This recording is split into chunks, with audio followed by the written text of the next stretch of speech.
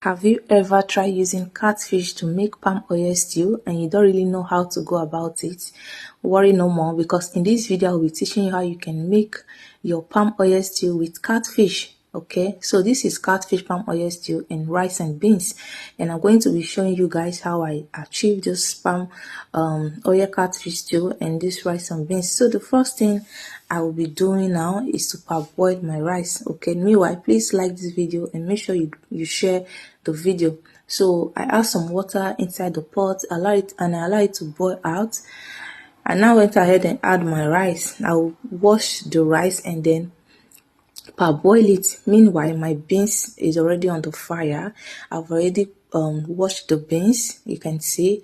Now I'll allow it to cook for some while, like 14 minutes, and I'll go back and check it.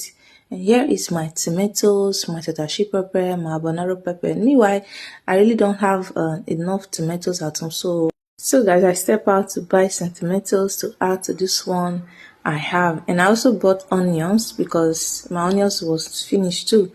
So the two came at 6085 cents because the tomatoes was 2 kilo while the onions was also 2 kilo. You can see 6085 cents. Things are really expensive now.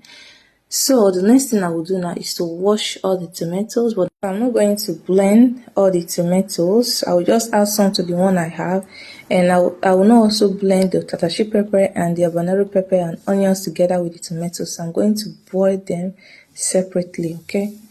So the next thing I do is to check on my beans, and you can see my beans is cooking very well. I really want the beans to be very soft. Here is my blended tomato. I'm already steaming it, you can see. And the next thing I will do now is to add some water into the pot and add some salt. This is the water I want to use to parboil my rice because I've already washed it before. So now it's time to cook the rice. So I add some salt inside my pot, and now I'll go ahead and add the rice inside. But let me tell you one secret about boiling rice and me. If you really want your rice to come out very well, you don't want it to be too soft, except you are that type that like your rice to be soft. But if you're not that type that like your rice to be very soft, make sure you add in a little water, like let the water not too much, okay? Let the heat cook your rice, not water. All right, so you achieve a very nice parboiled rice. So the next thing I did is to put my pot on the fire because it's time for us to make our palm oil stew.